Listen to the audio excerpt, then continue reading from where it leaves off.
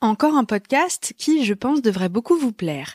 La maison Veuve Clicquot, que je remercie de soutenir La Leçon, lance son propre podcast Bold Voices, l'occasion de découvrir au micro de Lisa Vignoli le parcours hors du commun des femmes entrepreneuses qui ont gagné le prestigieux prix Bold Woman Award.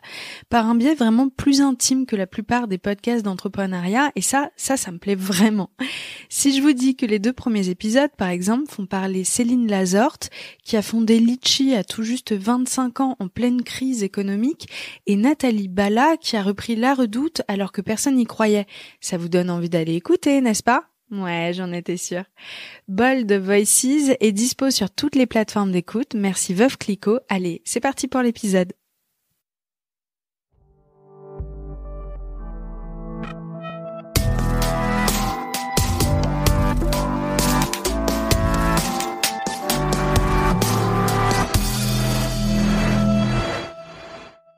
Bienvenue dans La Leçon, le podcast sur l'art d'échouer. Cette semaine, je suis ravie de recevoir Camille Lelouch, aussi talentueuse dans la chanson que sur les planches, en stand-up et sur grand écran. Pour moi, Camille, tu fais partie de ces personnalités qui prouvent que tout est possible tant qu'on bosse avec acharnement. Malheureusement, il y a pas de secret derrière tout ça. En ce moment, tu sors ton album, ça cartonne déjà, mais nous, on va rembobiner un peu pour parler de toute cette époque où tu t'as fait de malade pour arriver là où tu en es aujourd'hui, et tu te retrouvais face à, de temps en temps, des portes qui se fermaient, de bonnes grosses frustrations. Et on va parler de comment la frustration est créatrice. Bonjour déjà. Bonjour. Enchantée. En fait,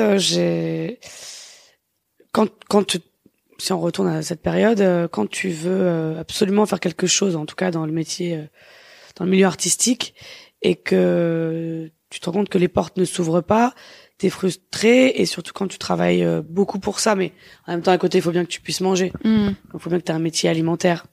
C'est toujours contraignant parce que tu peux pas être non plus investi à 100% dans le domaine qui te convient le mieux, c'est-à-dire la musique, le chant, etc. Toi, dans mes souvenirs, tu bossais dans un restaurant ou dans Exactement. un bar, hein, c'est ça ? Dans une brasserie, ouais. Avant ton gros, le je moment fais 10 ans où tu de as cartonné, ouais. 10 ans à peu près. Et puis donc je chantais la nuit dans des bars, là où je pouvais, quoi. En fait. Ah, ok. Voilà. Donc je faisais comme je pouvais. Des fois je faisais des mini concerts. J'étais pas connue, hein, mais on me donnait soi-disant 150 € et à la fin le gars il s'était barré. Oh putain. Donc j'ai que des choses comme ça, mais moi j'aimais tellement chanter que je refusais rien. J'allais avec mon clavier, il faisait 22 kilos. J'étais encore plus mince que là, donc c'était c'était dans le métro. Ouais, métro et tout. Ouais. Pardon, excusez-moi, ouais, pardon. énorme, vu qu'il y avait le trépied, il y avait le piano, c'était un enfer. Ah la vache. Ouais, c'était un enfer, mais bon, en même temps, c'est ce qui forge aussi, ce qui forme. Hein. Mes premières dates de tournée, même en tant qu'humoriste, il y avait pas d'argent, donc on avait le clavier, nos valises et tout. Ouais, roots. Mais bon, c'est ce qui te forme. Mais en vrai, toi, il y a un truc qui est hyper intéressant. Moi, j'aime beaucoup interviewer des humoristes parce que je me dis, c'est vraiment un métier chaud qui te laisse pas la place à l'erreur. Et puis il y a des soirs où ça marche moins bien. Et chaque soir, tu remets ton tes couilles sur la table. Jeu un peu, ouais, c'est ça, ou tes ovaires dans l'assiette. Toi, tu cumules l'humour, la chanson, mais enfin, tu te mets encore plus à nu que complètement tu vois. Waouh. Ouais, en fait, je pense que quand t'aimes profondément tes métiers et que tu travailles beaucoup, il faut y aller, quoi. Après, il y a que ceux qui font rien qui peuvent parler. Tu vois, moi j'ai pas de regrets dans ma vie. Je veux pouvoir faire tout ce que j'aime et bien le faire, et que les gens soient heureux. Moi je suis là pour les gens, je suis là pour leur procurer des émotions fortes et puissantes. Du coup, si tout ça c'est les faire rire, les faire pleurer, ça me va très bien, quoi. Ouais, c'est clair. Bon, alors nous on va revenir à cette période-là où tu as un job alimentaire à côté parce que comme tu le dis, pas le choix, pas le choix, tous, payer en son fait. loyer. Ouais, c'est ça. C'est facture. Il y a un moment la vie normale. Impôts, ouais, voilà, il faut vraiment vivre, survivre en fait plus, mais oui, donc je suis dans cette période où en fait je suis pas très heureuse parce que en fait, j'ai l'impression qu'on va jamais reconnaître mon art et ma passion, et je me dis en fait je sens très fort que j'ai une place et j'ai l'impression qu'on veut pas me la donner et je veux la place de personne d'autre, pardon. Je veux juste ma place, en fait. Ma place, c'est être sur scène et procurer des émotions aux gens. Et quand tu dis qu'on veut pas te la donner, est-ce que tu passes des castings qui foirent? Ouais, exactement. Je passe beaucoup de castings, des émissions connues, moins connues, et le non, il est très violent. Surtout quand t'es en construction, tu vois, en tant que jeune femme, ensuite femme, tu te dis c'est ça, donc ma vie, je vais entendre le non tout le temps. Donc c'est malheureux. Moi, je suis une hypersensible, donc tu sombres de temps en temps, et puis au bout d'un moment, tu sombres vraiment, et puis tu retournes chez ta mère, elle te récupère en miettes, et puis elle reconstruit le puzzle tout doucement pour que tout revienne. Et qu'est-ce qu'elle te dit, ta maman, à l'époque? Parce que moi, j'aime bien les conseils de maman. Je les trouve très souvent justes. Elle me dit, c'est mignon, parce qu'en fait, elle le dit, mais sans en être persuadée. Elle me dit que ça va aller, quoi. Mais elle a surtout peur pour ma santé, pour moi. Je suis son bébé, hein. C'est toutes les mamans. Donc, elle me dit que ça va aller, mais en fait, elle le sait pas du tout si ça va aller. Mais ce qui est important, c'est qu'elle croit en moi. Moi, j'ai mon petit frère qui croit en moi. J'ai mes proches qui croient en moi. J'ai beaucoup de chance. Je suis très bien entourée. Donc, ça, c'est vraiment une force. Ouais, de ouf. Et en fait, c'est les moments où moi, tu vois, j'ai plus de force. Ils viennent me récupérer et me remonter. C'est un truc très fort chez moi, ça. C'est sans ma famille, mes amis, j'en serais pas là, et sans mon public aussi. Vraiment, je suis très reconnaissante. On me dit souvent, oui, tu peux avoir du talent, c'est grâce à toi parce que t'as du talent. Non, parce que tu peux avoir peu importe le talent que t'as, si le public n'est pas derrière toi pour te valider, t'encourager, crier, clamer ton nom, tu vois, il se passe rien. Et les réseaux sociaux aussi aujourd'hui décuplent ce truc-là où on peut aller à la rencontre de gens. Moi, je t'ai connu sur Instagram. Et puis gratuitement. À la base, c'est fou. Tu vois, c'est un accès direct. C'est clair. Et puis c'est une promo directe aussi. Ouais. C'est j'aime pas. Tu vois, il y a pas on n'a pas le temps. Qui est à double tranchant, hein. Mais j'ai démarré avec mes vidéos sur Instagram, et c'est comme ça que j'ai rempli mes salles, c'est avec les réseaux. Mais alors, ces moments-là où tu rentres chez toi et on te dit non, qu'est-ce qui se passe dans ta tête? Est-ce que tu t'es déjà dit que t'allais abandonner? Ouais, j'ai carrément abandonné. Tu as carrément abandonné? Ouais, sur des 2-3 ans je chante pour moi chez moi, je chante que des chansons dramatiques, tristes, je pleure, je suis effondrée, je suis avec mon piano, c'est mon seul ami. C'est dur, c'est dur, tu te dis merde, putain, je sais que j'ai ma place, putain, écoutez-moi, c'est moi une chance. C'est tellement frustrant. Ouais, c'est frustrant parce qu'en plus tu veux rien voler, quoi. Je travaille, j'ai fait 20 ans de piano, je fais tout pour que ce soit beau, pour que les gens soient bien. Et puis surtout, ce qui est frustrant, c'est que t'y arrives pas, on te dit non, mais d'un autre côté, tout le monde te dit mais t'es incroyable, ce que tu fais, c'est génial. J'ai envie de les insulter, j'ai envie de dire bah non, en fait, si j'étais incroyable, je serais incroyable pour tout le monde. Ouais. Et quand ça arrive, c'est assez magique. Ah ouais. Tu te dis, en fait, c'est comme une vraie récompense. C'est comme si on t'avait éprouvé un temps et qu'on s'est dit, ok, je t'ai assez éprouvé, c'est ton heure. En fait, c'est parce que tu n'étais pas prête. Ce qui est vrai. Hein. Je pense que j'étais pas prête. Si c'était à refaire, je referais tout pareil. Alors ça, c'est certain. Ou rien. Ou je dormirais. Hein. Ou je dormirais, je ferais plus rien. Je m'achète un bon petit plaid. Ouais, exactement. Ça, c'est la base. Mais alors, quand tu dis aujourd'hui que t'étais pas prête, qu'est-ce qui te fait dire ça avec le recul? Bah, si j'étais prête, je pense qu'on aurait cru en moi avant. Tu vois? Tu penses que t'aurais renvoyé un truc différent? Puis je souffrais tellement. Tu sais, j'étais tellement en souffrance que tu renvoies quelque chose j'étais très agressive. Parce que j'étais malheureuse. J'étais impulsive, j'étais agressive, j'étais en souffrance. Et moi, quand je souffre, je suis pas gentille. Tu vois, je suis même un peu méchante. Mais parce que je suis malheureuse et je ne sais pas exprimer. En fait, j'ai une fierté très mal placée à ce niveau-là. C'est que je n'aime pas admettre mes faiblesses. Je n'aime pas dire je suis pas bien. T'es en train de faire la typologie de mes ex, là. Ouais. Non, mais bon, je sais pas le dire. Je sais pas le dire. Je l'apprends, je le travaille, là. Mais il faut que j'accepte. Déjà, je pleure. Déjà, c'est beaucoup. Avant, je pleurais pas. Mais là, de dire, tu vois, là, de dire, je suis pas bien, je suis malheureuse, il faut m'aider. Oh, c'est un travail très dur. Et donc, comme je sais pas le faire, je suis agressive. J'en veux à la terre entière, alors que le seul problème, c'est moi. Et est-ce que tu t'entoures à l'époque de personnes qui vivent la même chose que toi? J'ai l'impression que c'est assez fort, ça, dans le fait de se trouver un sorte de petit clan, tu vois, pour se tirer vers le haut. Bah, je suis très amie avec Slimane depuis maintenant 15 ans. Ah ouais, ok. Donc on a vécu les mêmes galères. Ouais. On avait les mêmes problèmes d'argent, les mêmes problèmes de tout. Lui, il en a eu des bien plus grosses d'ailleurs. Mais non, on est tombés ensemble, on est montés ensemble. Et aujourd'hui, on monte encore ensemble. Mais ouais, ce qui est fou, c'est qu'à ce moment-là, il y a des gens qui sont là, qui veulent te tirer vers le bas parce qu'ils veulent pas que tu réussisses, évidemment. Parce qu'ils sont jaloux, et puis t'as ceux qui veulent, mais ils ont pas les capacités. Parce que eux-mêmes sont dans la merde. Donc c'est dur. Et puis, moi, dans ma famille, il y a pas de gens qui sont dans ce milieu, donc, ils comprennent, mais pas vraiment. C'est pas facile. Ce qu'ils veulent juste, c'est que tu sois heureuse et que tu souffres pas, quoi. Et je souffrais beaucoup, beaucoup, beaucoup. Tout le temps. C'est quand même une vie difficile et déroutante. J'ai une copine qui est chanteuse et on s'en parlait la dernière fois. Dans nos univers, même s'ils sont différents, on se disait c'est génial, mais qu'est-ce qu'on va se foutre dans ce genre de métiers qui sont fatigants et c'est maso. Ouais, on est complètement barge. Mais en fait, parce que je pense que dans une vie, chacun ses passions, et il y a un truc qui est viscéral.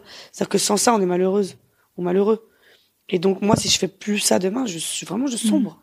Mais je me vois pas faire autre chose. C'est comme si tu dis à un chirurgien d'arrêter de pratiquer. C'est comme si tu disais à un footballeur, tu pourras plus jamais jouer. Tu vois, c'est des trucs. Chacun ses passions.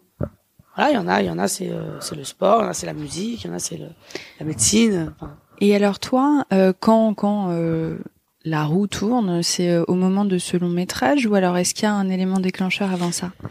Alors c'est marrant, mais parce que ta fiche Wikipédia dit ça. Ouais, c'est la vérité. En fait, la roue, elle tourne pas vraiment parce que je fais ce film et je me dis ça y est, pour moi. Je me dis elle va tourner, ça va être un tournant. C'est fou d'ailleurs que la première chose que je fasse ce soit un film. C'est clair. C'est clair. Bon. Et au final non. Au final, on fait le film. Quelques mois après, on monte les marches de Cannes. Et le lendemain, je suis en train de servir les gens dans un restaurant. Et pendant 3 ans, je continue. Donc, c'est très troublant. C'est clair. Et puis, j'imagine qu'il y a une sorte de dissociation dans ta tête en mode, attends, hier, j'étais sur des... Ouais. Je me suis dit, ça y est, ma vie, elle va changer. Et en fait, elle change pas du tout, en fait. C'était Cendrillon. Oh putain, c'est fou. À minuit, tout disparaît, quoi. C'est intéressant aussi de se dire que, alors déjà, ça apporte de l'humilité, j'imagine, tu vois. Tout de suite, tes pieds reviennent bien sur terre. Il y a pas de temps de monter, quoi. Ouais. T'as pas la seule montée, c'est la montée des marches. Ouais, exactement. Et tu vas la redescendre derrière vite. Ouais, c'est vrai. Mais tu roules. Ah ouais, tu tombes. Ah ouais, c'est bon. Mais en revanche, zut, j'ai perdu le fil de ma question avec. Moi. C'était intéressant ce que tu disais. Oui, du coup, ces petits moments-là où t'as l'impression que là, ça y est, enfin, c'est ton tournant. Est-ce que je me trompe si je te pose cette question-là? Est-ce que pour toi, c'est arrivé à des moments où tu t'en doutais pas avec des événements, ou alors, tu vois ce que je veux dire? Quand ça marche pas. Ouais, quand ça marche. Ah oui, tu t'en doutes pas. Alors, tous les moments forts, c'est des moments où tu te dis, ah bon? En fait, à la base, cette réalisatrice, Rebecca Zlotowski, je la servais tous les jours. Et elle faisait tous ses castings là-bas, elle écrivait tous ses scénarios là-bas, etc. Et elle me dit, je pense à toi pour un petit rôle, mais un peu rigolo. Génial. Je me dis, trop bien, ok. Tu vois, c'est trop cool, c'est une bonne expérience. Mais je me dis quand même, on va plus jamais m'en reparler. Ouais. Et un mois après, elle me dit, écoute, je sais pas si tu te souviens, je t'avais dit que je voulais te faire passer tes essais. Je dis oui. Et quand j'arrive au casting, je me rends compte au bout de 2 heures de casting, avec Philippe Elkoubi qui était comme mon grand frère qui est décédé. Paix à son âme, c'était vraiment mon ami, il était extraordinaire, un des meilleurs directeurs de casting de tout du monde entier, je pense. Wow. C'était mon grand frère, on était tout le temps ensemble. Et du coup, il me garde 2 heures. Il me garde 2 heures et je comprends pas. Je dis excuse-moi. Je dis moi je viens pour genre faire une apparition de fille qui fait des blagues. Et il me dit non, tu viens pour le second rôle féminin. Je dis mais je suis pas au courant. Je dis en fait tu m'apprends quelque chose. Et donc je crois que je le surprends un peu dans mon jeu. Pourtant j'ai jamais fait de théâtre ou quoi, mais je devais pleurer, rire, etc. Il va me chercher dans mes retranchements. C'était un génie pour ça. Et donc je me souviens qu'il y avait une queue de 50 personnes, genre 2 heures. Et il était hyper en retard. Normalement le casting c'est aller 20 minutes, 25 minutes. C'était fou. Et en sortant, il y avait des photos de plein de meufs pour le rôle. Je dis ouais, c'est mort. Et on me rappelle, j'ai un callback peu de temps après avec la réal, Rebecca, le directeur de casting. Et mon casting, je le foire un peu. Je sens que je suis pas dingue. Je suis un peu vénère. Et quand je sors de ce casting, je vois 5 photos. Et dans ces 5 photos, il y a ma tête. Et je dis, c'est quoi ces 5? Et il dit, c'est les 5 qui restent. Je me dis, franchement, toutes les photos que j'avais vues avant, maintenant il en reste plus que 5. Si c'est pas moi, ça me fait un peu chier. C'est clair. Mais bon. Surtout que tu l'as dans ta tête foirée, donc tu te dis, je peux faire que mieux. Ouais, tu vois, je me dis, putain, ça fait chier, c'est frustrant. Et puis, bon, c'est l'époque où je suis chez ma mère, resto, Je me découvert tout le temps et je me souviens, j'ai pas de nouvelles pendant genre 2 mois et je la vois plus. C'est long, hein. Trop au resto. Donc quand je la vois, elle me dit rien, genre elle est un peu froide. Je me dis putain, c'est trop bizarre. Ah ouais. Et un jour, je suis en train de faire les boutiques à Belle Épine. C'est un centre commercial dans le 94. Et je me ruine. Genre, je pense que ça devait être nerveux. Et je vois 2 appels manqués et un message sur le répondeur de Rebecca Zlotowski. Oh putain. Et elle me dit, Camille, tu peux me rappeler s'il te plaît, merci. Comme ça, en froideur 8000. Je dis, ok, donc je suis morte. Et je rappelle, je dis, oui, Rebecca. Je dis, bon, bah, tu sais, elle me dit, bah ouais, bah écoute, ça me hante, j'avais besoin de te le dire depuis longtemps. Je dis, oh putain. Et elle me dit, en fait, le rôle, je l'ai écrit pour toi depuis le début, mais je veux savoir, est-ce que tu serais prête à te raser la tête dans un film? Je dis, écoute, on a rasé la tête de mes grands-parents en camp de concentration, on peut me raser la tête dans un film. Elle m'a dit, bah c'est toi. Waouh. Et j'avais plein de sacs et tout, et j'ai invité ma mère, il y avait un petit chinois à côté à Vitry. Ah ouais, là tu l'invites. Je l'ai invité au chinois direct. Prends le double de nem, là, ouais, vraiment, c'est pour moi. On se fait des petits chinois, toutes les deux. On a fêté ça au chinois. Avec des litchis. Et c'était fou. Parce que c'est quand même le premier film avec Taraïm, Olivier Gourmet, Denis Ménochel, Léa Seydoux. Ouais. Ouais, c'était incroyable. Incroyable. Et puis c'était violent. Oh, la vache. Je lui ai donné mes cheveux quand même. Ouais. Et pendant longtemps. Elle Bah sait, ouais. de toute façon, notre histoire, c'est la vie. À la fin de la scène, elle m'a embrassé sur la bouche. De merci. Et c'est un peu culturel, tu sais, comme si t'as un enfant, tu le bouffes comme. Tellement, elle pleurait pendant la scène, elle pleurait, elle se dit, mais qu'est-ce que je suis en train de lui faire? Parce elle sait qu'elle m'envoie au bois. Elle sait qu'elle m'envoie, je suis une petite serveuse, elle sait que je suis une passionnée de musique, etc. Elle se dit, mais qu'est-ce que je vois dans ses yeux, qu'est-ce que je suis en train de lui faire faire? Puis c'est un métier d'image, en plus. Et puis elle sait que ça va me briser si je réussis pas. Elle sait qu'elle m'envoie là-dedans. Putain. Elle sait que c'est de sa faute. Ouais, si ça foire. Elle sait que c'est une addiction, elle sait que j'aime ces métiers. Ouais. Donc elle sait l'enjeu. Ouais. Et bon, je sais que maintenant elle est heureuse pour moi. Ah mais... bah attends, elle a intérêt, c'est oui, génial. bien sûr. Non, je pense qu'elle est très heureuse. Mais ouais, je comprends d'autant plus la puissance de ce truc-là, tellement fort émotionnellement. Ah, ma mère, elle était à côté quand je fais cette scène. Puis c'est one shot, tu peux pas te rater. Ah bah putain. Et donc moi, je crie dans la scène, je pleure très fort. Et je sais que ma mère, elle pleurait dans les bras de Tahar. Parce qu'elle se dit, qu'est-ce qu'on lui fait? Et elle lui a dit, c'est un film, Martine. Oui, parce que ma mère s'appelle Martine. T'inquiète, elle joue, elle le fait bien, t'inquiète pas. Et en fait, inconsciemment, puis c'est très violent cet acte de raser le crâne. C'est un truc comme si on t'enlevait toute la merde que t'avais vécue. Et Dieu sait que j'avais vécu beaucoup d'autres merdes privées. Et j'avais l'impression d'être nettoyée de ça. Tu sais, ce que tu dis, c'est un peu fou parce que faut y croire, mais apparemment, nos cheveux retiennent nos émotions, notre énergie. C'est pour ça qu'après une rupture, on a envie de se faire une frange ou se faire un et après un cycle, là, par exemple, c'est marrant ce que tu dis. Ouais, des cycles aussi. Après ma captation spectacle, ça a été des années avec des gens. Il y a des gens de qui je me suis séparée, que ce soit dans le travail, en amitié, en amour, tu vois. Et j'ai coupé mes cheveux. Ah ouais, tu vois, c'est fou, hein. Tout de suite. Mais je suis sortie de scène, ma dernière scène. Paul était avec moi, mon coiffeur. Je dis, quand on sort de scène, j'attends pas de descendre voir les gens tout de suite, c'est rare. Ah ouais? Je dis, tu me coupes les cheveux tout de suite. Énorme. Ça m'a fait du bien tout de suite. Ouais, je comprends. Tu vois? Bah, de la légèreté aussi. Hein. Ouais, j'avais perdu tellement de cheveux, j'avais plus rien, j'avais eu trop d'événements un peu tristes. Et du coup, je voulais récupérer ce côté, tu sais, je faisais un peu, je sais pas. Ouais, quand tous tes cheveux lisses sont filasses, tu vois, et tu te fais un peu fille malade, fatiguée et tout. Et ouais, voilà, il fallait un renouveau. Bah, ça doit être très bien. Je comprends trop ces trucs-là.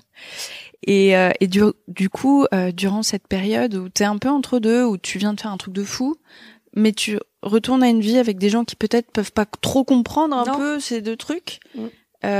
Comment tu le vis et surtout, comment tu gardes cette force en toi pour continuer? Franchement, j'ai pas de force. C'est la vérité. Je vis et je survis, en fait. Je survis. Parce que j'ai besoin de bouffer. Il faut que je paye mon loyer. Des fois, je le paye pas. Parce que en fait, je suis tellement malheureuse que je fais de la restauration. Je travaille déjà entre 12 et 14 heures par jour. Et après, je sors le soir. Ah vache, ouais. Tu dépenses beaucoup de thunes parce que tu veux décompresser. Ouais. Ou tu vas dans des restos qui coûtent un bras. Parce que tu gagnes quand même bien ta vie en restauration, hein, quand tu travailles beaucoup, en fait. Ouais, tu prends pas tes 5 fruits et légumes par jour, quoi. Non, pas du tout. Pas du tout. Et puis, tu manges, tu bois beaucoup, et tu t'abîmes. Et du coup, t'es malheureuse, quoi. Et donc, t'es plus objectif sur rien, quoi. Non, c'était dur. Et ce moment-là où ça a tourné, où t'as commencé à voir des trucs, et tu t'es dit, ah là, ça sent bon. En fait, c'est fou, mais je me suis jamais dit ça sans moi, mais je me suis dit, peut-être enfin, je vais faire ce que j'aime. Tu vois, encore aujourd'hui, je me dis, pour les gens, je suis une star, pour moi, je suis au début, quoi. Tu vois, je suis tellement, je suis traumatisée, quoi. J'ai peur. J'ai toujours peur. Mais je vais mieux qu'avant. Déjà, j'apprécie maintenant tout ce qui m'arrive. Je suis dans le plaisir. Avant, tout ce que je faisais, c'était attends, là, ça a été foiré. J'étais que dans le travail. Là, maintenant, je commence à être dans le plaisir. Il est temps, quand même. Ça commence à faire un moment que je suis là. Mais,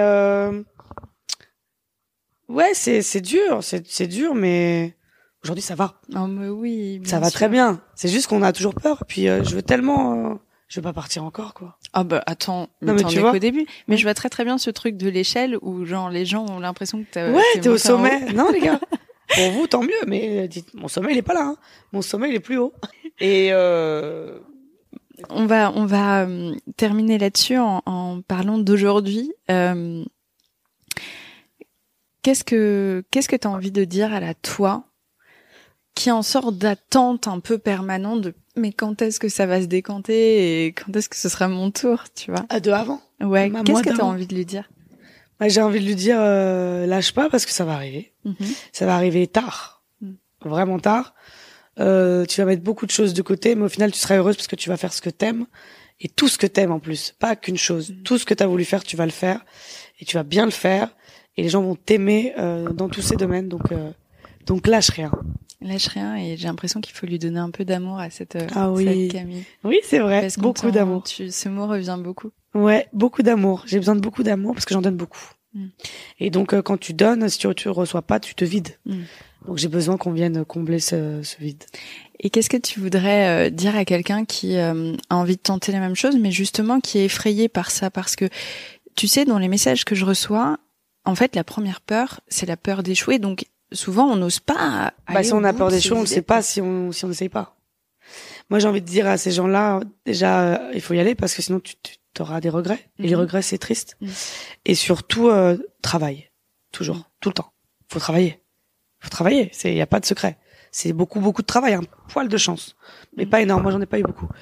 J'ai beaucoup de travail. Il faut beaucoup de travail. Et ben, c'est le mot de la fin. Bon, je vais retourner charbonner. Allez, on y va, charbonnons. Merci beaucoup, Camille. Merci à toi. Merci.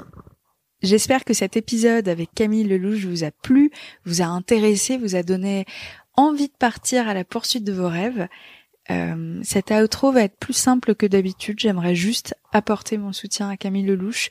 Quelques jours avant que cet épisode sorte, est sortie une grosse interview avec elle où elle revient en détail sur les violences conjugales qu'elle a subies avec beaucoup de vulnérabilité et beaucoup de courage. Donc voilà, je la remercie pour toutes ces femmes qui n'ont pas la possibilité de l'évoquer comme elle, qui ne sont d'ailleurs aussi parfois plus là pour pouvoir le dire haut et fort. Juste lui faire un gros câlin, la remercier et voilà. Portez-vous bien et on se dit à très vite pour un nouvel épisode. J'espère que cet épisode vous a plu, qu'il vous a poussé à partir à la conquête de vos rêves. Je vais rester dans la sobriété pour cet outro en apportant tout simplement mon soutien à Camille Lelouch qui vient de dévoiler dans une interview ultra émouvante et puissante les violences conjugales qu'elle a subies. Merci à elle vraiment de parler au nom des femmes qui ne peuvent pas. La honte doit vraiment changer de camp. Éduquez vos fils, prenez soin de vous et à la semaine prochaine pour un nouvel épisode.